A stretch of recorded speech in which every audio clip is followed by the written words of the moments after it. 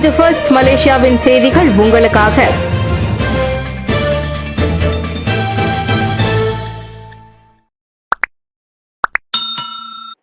இஸ்ரேலுக்கு எதிராக போராடும் ஹார்வர்ட் பல்கலைக்கழக மாணவர்கள்.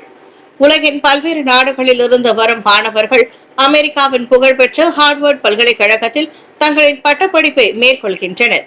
இந்நிலையில் பல்கலைக்கழக வளாகத்தில் இஸ்ரேலுக்கு எதிராக மாணவர்கள் போராட்டங்கள் நடத்த அனுமதி அளிக்கக்கூடாது என்று அமெரிக்க அதிபர் டொனால்டு டிரம்ப் நிர்வாகம் உத்தரவிட்டுள்ளது. இந்த உத்தரவை ஏற்க மறுத்ததால் ஹார்வர்ட் பல்கலைக்கழகத்துக்கான 220 கோடி ரிங்கிட் மானியங்களையும் 6 கோடி ரிங்கிட் ஒப்பந்தங்களையும் நிறுத்தி வைப்பதாக டிரம்ப் நிர்வாகம் அறிவித்துள்ளது. பல்கலைக்கழக வளாகத்தில் மாணவர்களின் செயல்பாட்டை கட்டுப்படுத்துமாறு டிரம்ப் நிர்வாகம் முன்னதாக நீண்ட பட்டியல் ஒன்றை அனுப்பியிருந்தது. எனினும் அதனை பின்பற்ற போவதில்லை என்று ஹார்வர்ட் பல்கலைக்கழகம் அறிவித்ததை தொடர்ந்து டிரம்பின் நிர்வாகம் அந்நடவடிக்கையை எடுத்துள்ளது. சிங்கப்பூர் நாடாளுமன்றம் கலைப்பு, விரைவில் பொது தேர்தல். உடனடி பொது தேர்தலுக்கு வழிபட ஏதுவாக சிங்கப்பூர் நாடாளுமன்றம் கலைக்கப்பட்டுள்ளது. புதிய அரசை தேர்ந்தெடுக்க மே 3ஆம் தேதி அந்நாட்டு மக்கள் வாக்களிப்பர் என தேர்தல் ஆணையம் அறிவித்தது. சிங்கப்பூர் பிரதமர் என்ற முறையில் லாரன்ஸ் வோங் சந்திக்க போகும் முதல் பொது தேர்தல் இதுவாகும். PAP எனப்படும் சிங்கப்பூரின் ஆளும் கட்சியான மக்கள் செயல் கட்சியின் தலைவர் பதவியை நீண்டகால பிரதமர் லீசியான் லூங்கிடம் இருந்து கடந்த மே மாதம் லாரன்ஸ் வோங் பெற்றுக் கொண்டார். முந்தைய தேர்தல்களை போலவே இம்முறையும் PAPயே அதிக தொகுதிகளை வென்று ஆட்சியை தக்க வைத்துக் கொள்ளும் என எதிர்பார்க்கப்படுகிறது.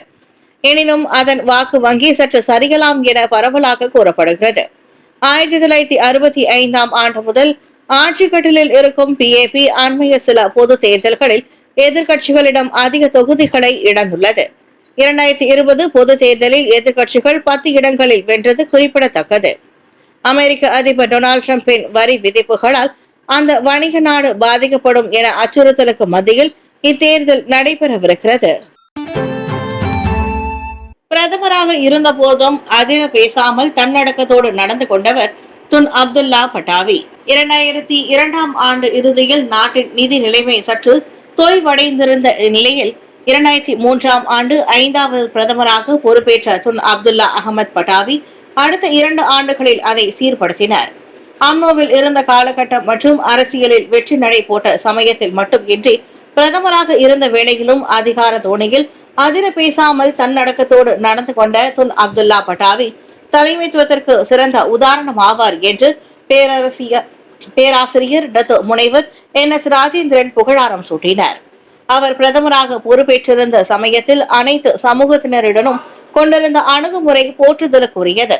தமது பதவி காலத்தில் எந்த சமூகத்தினரையும் வேதனைப்படுத்தாமல் அவர்களின் தேவைகளுக்கு மதிப்பளித்து அதை நிறைவேற்றி வைத்த அவரின் அற்புதமான நினைவுகளை எப்போதுமே மறக்க முடியாது என்றும் முனைவர் ராஜேந்திரன் தெரிவித்தார்.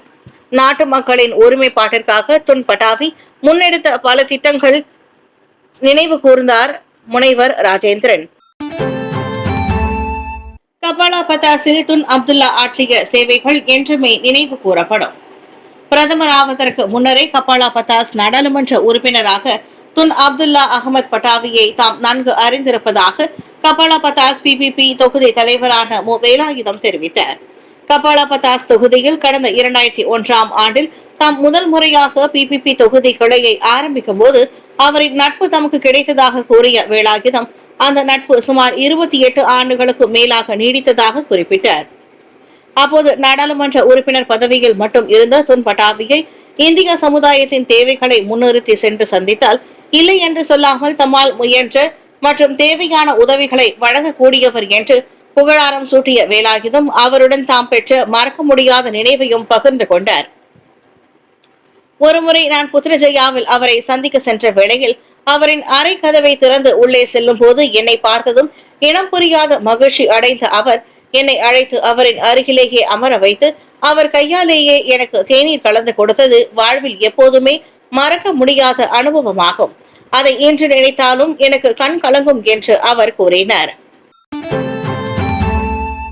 மலேசியா வந்தடைந்தார் சீன அதிபர். நேற்று மாலை மணி 6:30க்கு சீன நாட்டு அதிபர் ஜி ஜின்பிங் மலேசியா வந்தடைந்தார்.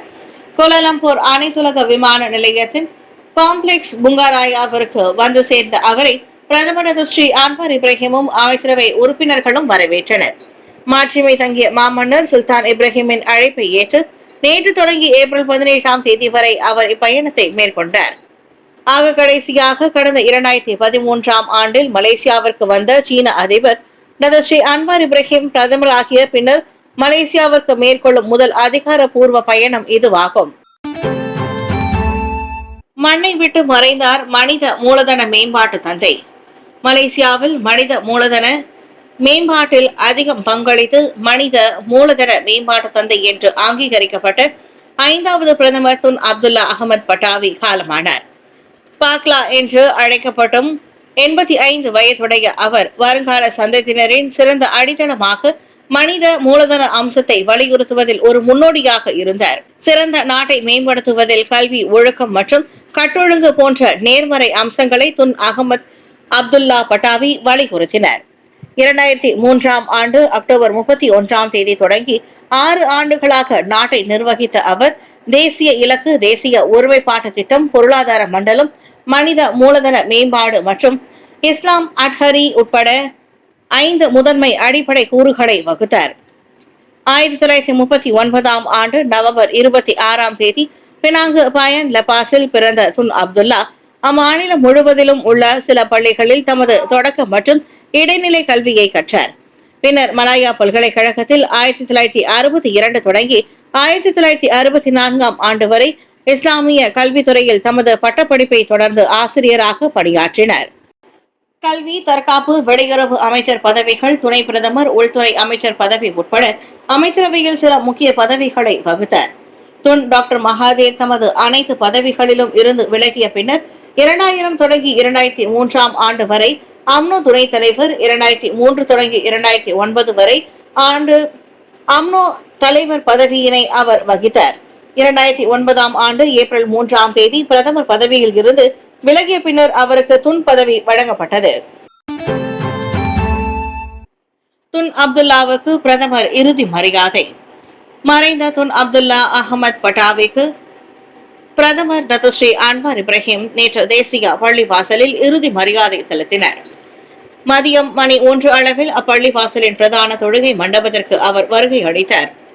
விவசாயம் மற்றும் உணவு உத்தரவாத அமைச்சர் ஸ்ரீ முகமது சாபு, உயர்கல்வி அமைச்சர் ஸ்ரீ டாக்டர் சம்ரி அப்துல் காதிர், முதலீடு, வர்த்தகம் மற்றும் தொழில்துறை அமைச்சர் தெங்கு ஸ்ரீ சப்ருல் தெங்கு அப்துல் அசீஸ், இலக்கவியல் அமைச்சர் கோவிந்த் சிங் டியோ மற்றும் மத விவகாரங்களுக்கான பிரதமர் துறை அமைச்சர் ஸ்ரீ டாக்டர் முகமது நைம் முக்தார் ஆகியோரும் பிரதமருடன் வந்து இறுதி மரியாதை செய்தனர். அன்னாரின் குடும்ப உறுப்பினர்களையும் பிரதமர் சந்தித்து ஆறுதல் கூறினர். இதனிடையே இயற்கை எய்திய நாட்டின் 5வது பிரதமர் துன் அப்துல்லா அகமது பட்டாவியின் குடும்பத்தினருக்கு மாட்சிமை தங்கிய மாமன்னர் சுல்தான் இப்ராஹிம் மற்றும் பேரரசியார் ராஜா சரித் சோஃபியா தங்களின் ஆழ்ந்த இரங்கலை தெரிவித்துக் கொண்டனர். நாட்டின் மேம்பாட்டிற்கு அன்னார் ஆற்றிய மகத்தான பங்கிற்கு தாம் நன்றி பாராட்டுவதாகவும் சுல்தான் இப்ராஹிம் தனது முகநூல் பதிவில் குறிப்பிட்டிருந்தார்.